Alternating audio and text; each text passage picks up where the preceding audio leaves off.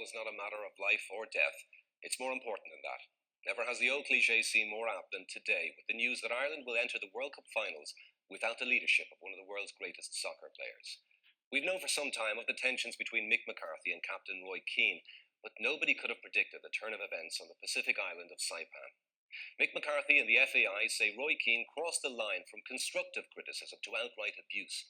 Roy Keane supporters say this is the latest in a long line of self-destructive decisions by the Irish soccer establishment. In a few minutes, we'll get the view from both sides of the debate. But first, Ethna O'Brien has been looking at a sensational 48 hours in Irish sporting history. The Irish team manager Mick McCarthy has informed the FAI that following a team meeting today in Saipan that he has requested Roy Keane to leave the squad and return home. The FAI today found itself defending the decision to send Roy Keane home from the World Cup after he publicly criticised the Irish team's training facilities at Saipan. The association provided the best facilities, the best money that we could towards Mick McCarthy's wants and desires.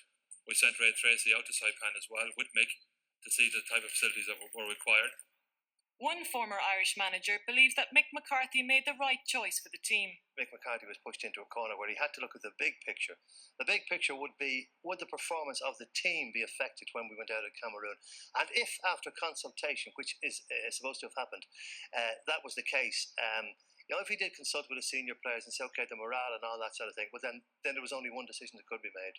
Where is Roy Keane now? Is he still out in Saipan with the squad? Physically, I don't know where he is, but I presume he's still in Saipan and arrangements will be made to take him home. Will he ever be welcomed again on a Republic of Ireland national soccer squad? Well, I mean, look, Roy Keane is a super footballer. He's one that we all admire, But I think it's up to Roy Keane now at this stage to make a decision about what he's going to do in his international career. I'm sure Mick McCarthy has his own views on that as well. This afternoon, the FAI vigorously defended the decision of their manager to send what is arguably Ireland's greatest player home from the 2002 World Cup. Mick McCarthy got us qualified for a World Cup in one of the most difficult groups with Portugal and Holland, so I will not entertain any criticism of it. Roy Keane actually does. Yeah, that's a valid point, and I'm just wondering what your opinions are. That's a fair point. So other people would say Shane Given got us there. Other people would say Steve Stalling got us there. So but Roy Keane is the name that's always pointed at. The leadership came from Mick McCarthy. He was our manager. There's never a case of one man making a team. We know his great contribution to our cause. We know what he did in all the qualifiers. But, I mean, it would be very insulting to the likes of Mark Kinsella to say that he couldn't contribute to a great deal to us trying to progress in the World Cup anyway.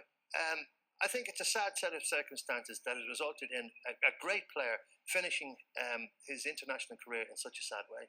Do you ever think we'll see Roy Keane in an Irish jersey again? It looks like it's the finish of it. I just hope that's not. I'd love to see the whole thing resolved. We all would. But it has to be done under the authority of a manager. One player can't run the show. Well, Roy was the first person to raise the issue about leaving our camp. Just one last question. Are we now the laughing stock of world football?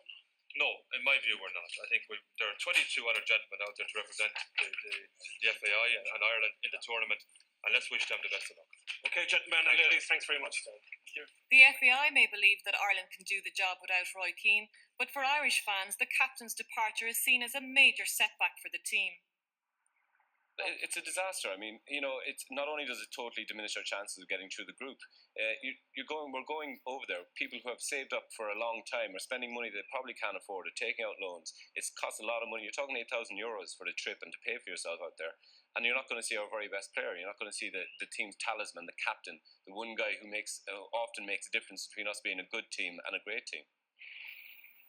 Tonight, as Roy Keane packs his bags, here in Dublin, some Irish fans are preparing us for a World Cup where Keane is already history.